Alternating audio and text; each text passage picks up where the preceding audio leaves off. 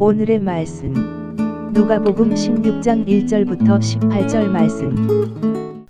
하나님 아버지, 금요일 아침 이 시간에도 주님의 은혜를 한 몸으로 주 앞에 나오고 계시니 감사합니다. 이 시간에도 우리 모두에게 말씀을 통해 하나님의 음성을 들려주옵소서. 예수님의 이름으로 기도합나이다. 아멘. 할렐루야. 성교회 성도 여러분, 오늘 하루도 하나님의 은혜와 평강이 여러분 삶에 넘쳐나게 축복합니다. 오늘 우리에게 주시는 하나님의 말씀은 누가복음 16장 1절에서 18절까지의 말씀입니다. 오늘 본문은 예수님이 제자들에게 말씀하신 불의한 청지기 비유와 이에 근거한 교훈을 다루고 있습니다.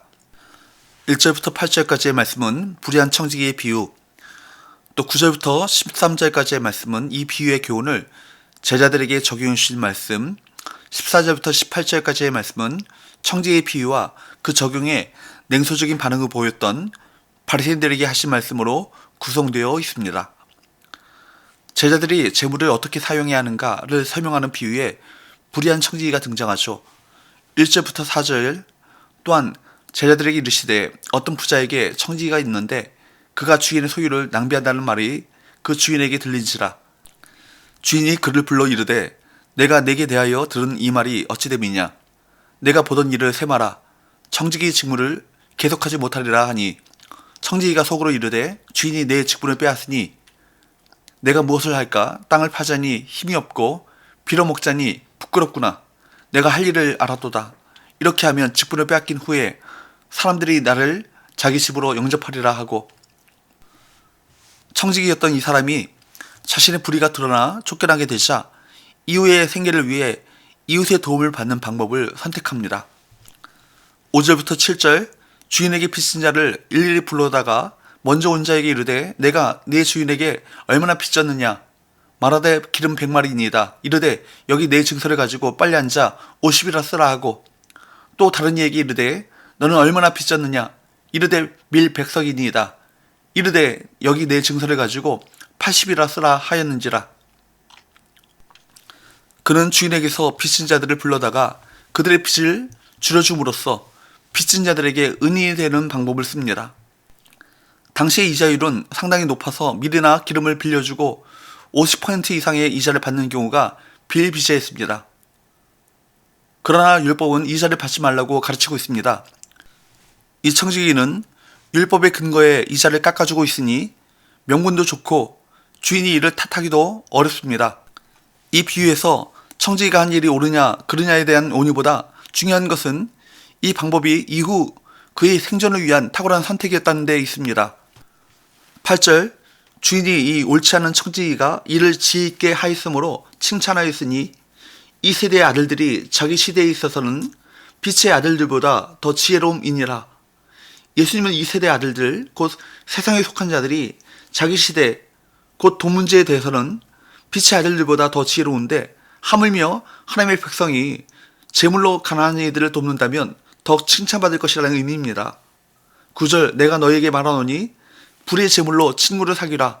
그리하면 그 재물이 없어질 때에 그들이 너희를 영주할 처소로 영접하리라. 하나님을 알지 못하는 자들도 약자들을 돌보며 친구를 사귀는 것이 자기가 위기에 처했을 때를 대비하는 가장 좋은 방법인 것을 압니다. 하나님의 백성에게 사회적 약자를 돌보는 일은 그 자체로 주님의 명령에 순종하는 것일 뿐만 아니라 우리가 세상에서 안전하고 편하게 살아갈 수 있는 길이기도 합니다. 10절 11절 지극히 작은 것에 충성된 자는 큰 것에도 충성되고 지극히 작은 것에 불의한 자는 큰 것에도 불의하니라. 너희가 만일 불의한 재물에도 충성하지 아니하면 누가 참된 것으로 너에게 맡기겠느냐. 예수님은 재물을 바르게 사용하는 일은 지극히 작은 일이며 이런 일에 충성해야만 하나님 나라의 큰 일을 감당할 수 있다고 말씀하십니다. 이어서 예수님은 재물에 대해 어떻게 말씀하십니까? 12절 너희가 만일 남의 것에 충성하지 아니하면 누가 너희의 것을 너희에게 주겠느냐.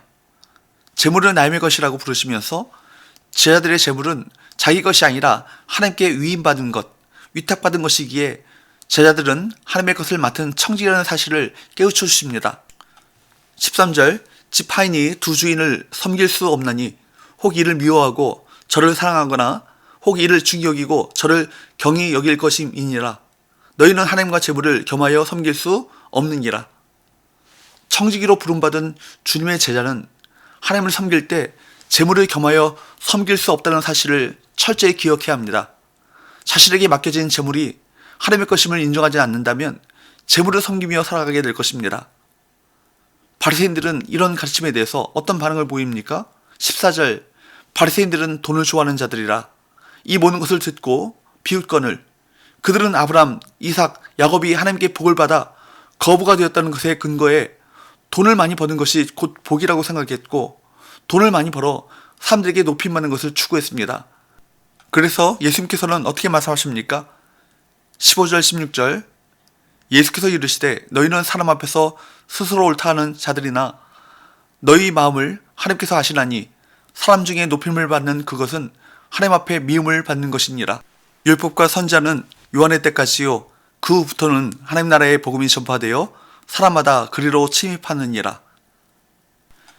예수님께서는 구약은 요한의 때까지라고 선언하셨습니다. 예수님에 의해 하나님 나라 복음이 전파된 후로는 재물의 유무로 하나님의 복을 가늠하는 시절은 끝났다는 것입니다. 17절 18절 그러나 율법의 한 획이 떨어짐보다 천지가 없어짐이 쉬우리라. 무릇 자기 아내를 버리고 다른 데 장가드는 자도 간음함이요 무릇 버림당한 여자에게 장가드는 자도 간음함이니라. 예수님께서 돈 문제가 아닌 간음 문제를 갑자기 거론하신 것은 15절 말씀처럼 그들이 스스로 옳다고 자부하고 있지만 절대로 율법 앞에서 의롭지 않다는 것을 나타내기 위함이었습니다. 그들의 실상은 율법을 지키지 않았습니다. 대표적인 것이 이혼과 재혼에 관한 것인데 이들은 이 율법을 지키지 않았다는 것입니다. 율법이란 기준으로 판단했을 때 어느 누구도 하나님 앞에서 옳다고 할 수 없습니다. 즉 아무도 하나님의 나라에 들어갈 수 없습니다. 자신이 하나님 앞에 구원받을 수 없는 죄인임을 깨닫고 구원의 진정한 통로가 되시는 예수님을 믿음으로 하나님 앞에 나아갈 것입니다. 사랑하는 여러분, 우리는 하나님의 백성이며 하나님의 뜻을 이루려는 사람들입니다. 우리는 놀라울 정도로 약삭빠른 세상 사람들보다 더 지혜로워야 합니다. 세상을 살아가면서 하나님의 뜻을 따라야 하기 때문입니다. 성경은 우리에게 알려줍니다. 먼저 그의 나라와 그의 의를 구하면 세상의 지혜를 얻기 원하는 모든 것을 하나님께서 친히 채워주실 것이라고 말입니다.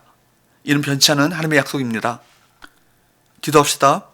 하나님 아버지, 불의하고 악한 시대 가운데 지혜로운 청지기가 되어 주어진 기회를 선용하고 하나님의 뜻대로 맡겨주신 재물을 성실하게 사용하는 삶을 살아가게 하여 주옵소서.